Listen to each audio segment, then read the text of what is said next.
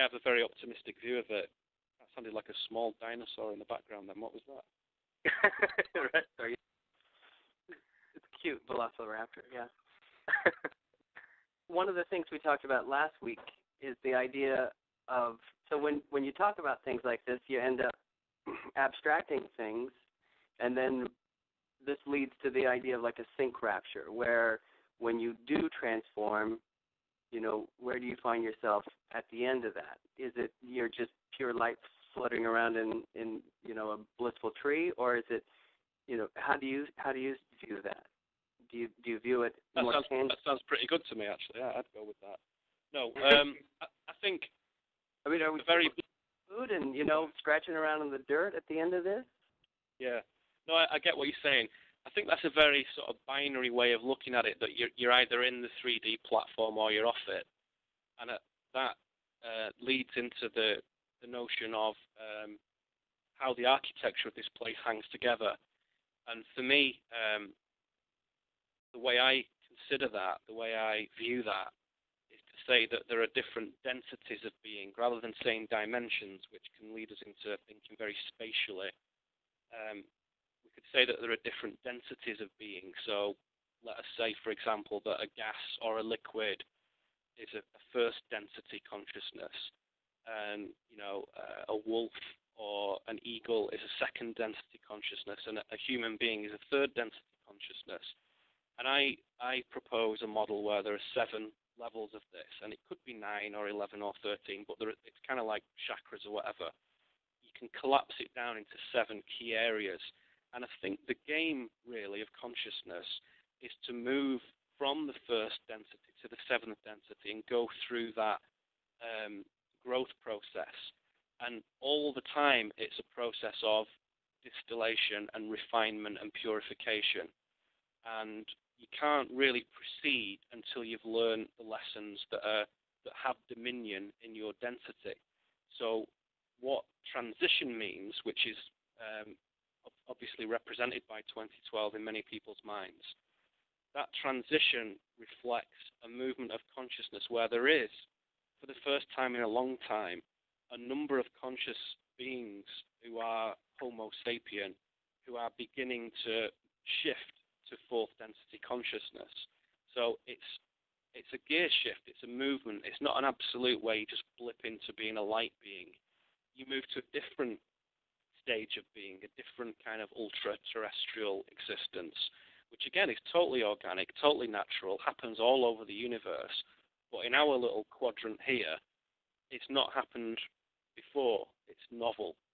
And I think that's what the change is, because the old paradigms that are anchored into 3rd density being can't really move forward with that, because it's very much about possession, and it's very much about form. And if you're into those 2 things, although that might have been appropriate at one time, it's starting to become not appropriate anymore. So the whole solar system presents itself as an engine for us to get maximum sort of slingshot on that movement.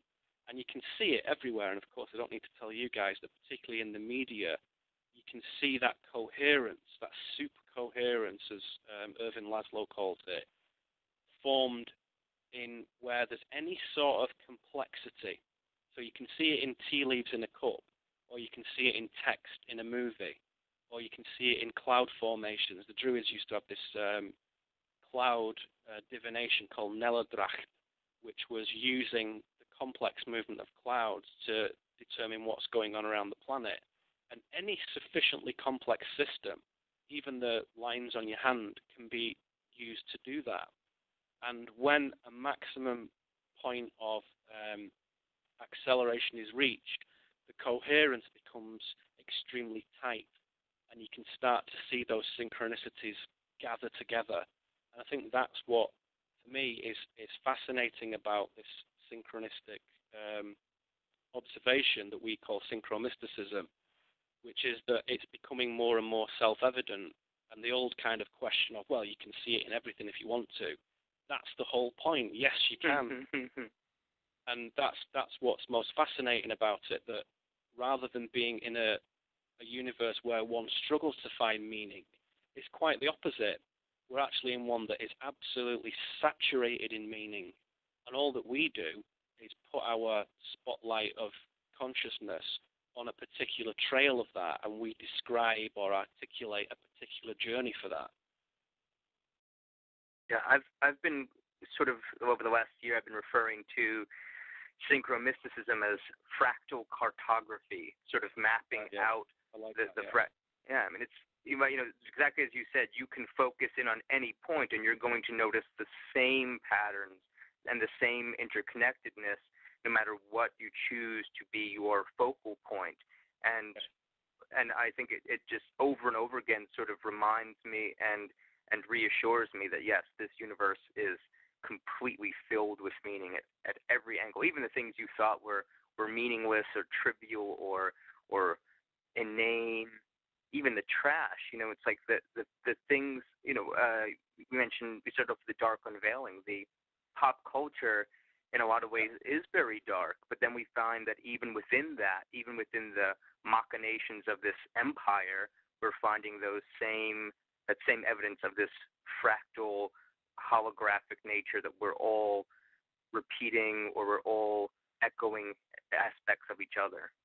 Yeah, you do, and definitely the dark aspect of the empire, again from a high perspective, is a gift, because it's really the universe saying, okay guys, you're not choosing to look at the shadow inside yourself, so we'll do you a favor. We'll present it in the external circumstances of your world, then you'll not be able to ignore it anymore. So the whole point of that cycle is that the longer we ignore the shadow and the longer we leave our sort of long overdue rewiring job, the longer we put that off, the harder and more dense that exhibits itself in the outside world. And so, you look at the sort of GOP political race with Romney and Perry and goodness knows who, and all these people battling against each other, and it's totally absurd, and it's really kind of dispiriting if you were to believe for one moment that was the best alternative to what politically is happening in America at the moment. And that's a gift, because it says, well, this is how silly it gets when you ignore your own shadow work, when you ignore your own polarity. And the only thing that's a bit crap about humans is that there's been a tendency for the last few thousand years to not do the inner work. So more and more, I think the smart person is beginning to realize that.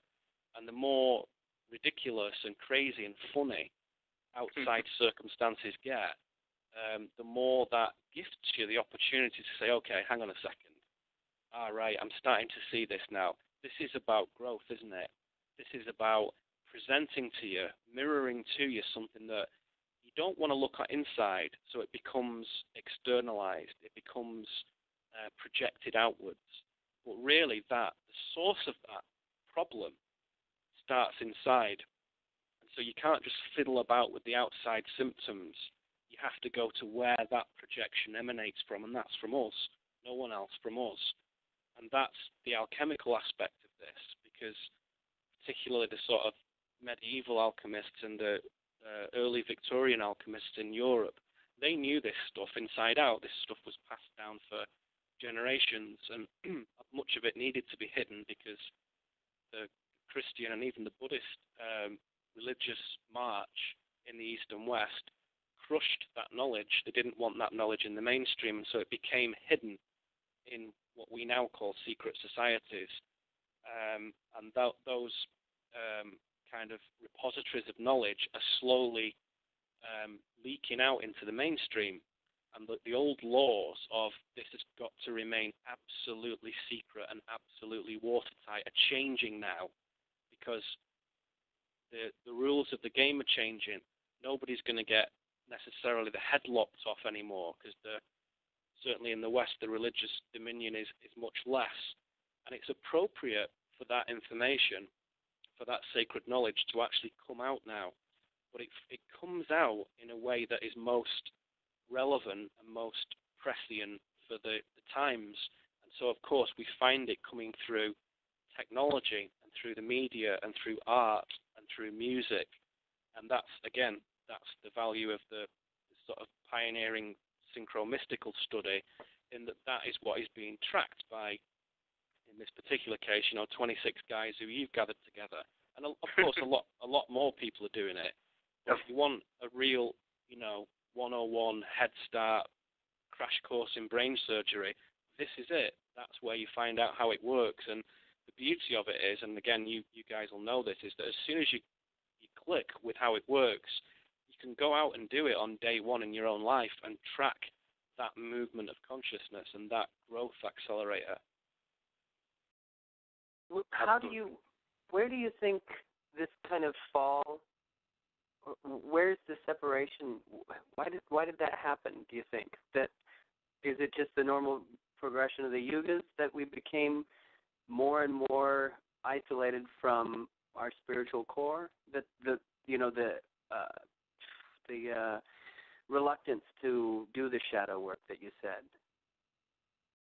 Yeah, good question. That's important. I think there's a personal answer, and there's also a non-personal answer. The personal answer is that when we show up on this planet in the 20th century or the 21st century for newcomers, you show up in a place where there are no tools, and there's no education, and there's no awareness whatsoever of what the inner work is and what its value is and why indeed we should do it. So if you find yourself being born in Europe or America in particular, there's no productive Protestant purpose at all for doing the inner work. All that matters is that you resource yourself well, and that's the game in the mainstream construct. Resource yourself well, have nice things. That's the game. Right. So at some point, you have to step back from that, even from your own friends and family and colleagues and so on, who are all doing that, and say, hang on a second, there's something wrong with that. I don't think that's what we're supposed to be doing here. So at the personal level, you face the immediate challenge that you don't have any support or knowledge of that whatsoever. And even the guys that, people like ourselves speak to all the time, at some point they've all had to go through that realization and think there's something else going on. There's something not right. It's a bit of a sort of Thomas Anderson moment where you realize there's something wrong, but you're not sure what it is at first. And then you start to study, and then you start to explore, and so on. So the personal answer is that's why, because society is constructed in a way that information and that path is kept from us. Excuse me. The kind of non-personal answer, to some extent, you have to look at the old information and the old records for that if you want to do it in this current state of consciousness. We'll perhaps talk about other ways of doing that later, but if you want to do it in a normal, waking, ordinary state of consciousness, you look to see people who have asked these questions a long time ago and what they said. And for me, one of the primary kind of elegant and most well-articulated cosmologies comes from the kind of early stroke pre-Christian Gnostic scholars and sages, who many of whom wrote that this universe was created really in error, and it was created outside of a male-female point of balance, and the female aspect of the divine kind of separated out, created something that created a being called the demiurge, for those who don't know. And this god then went about, quite innocently in a way, and created a universe, the one that we live in. And although it follows the blueprint of the divine universe, the perfect universe, there's a fundamental error in it, in that it doesn't have the core harmony. And so our experience of that is what we call entropy, in that everything tends towards an ending. And that isn't the divine blueprint. That's what happens when it's created outside of balance. So the primary fall in Gnostic mythology, and mythology we must bring to mind doesn't necessarily mean fiction at all. It means it's a model, it's a way of thinking about the world that may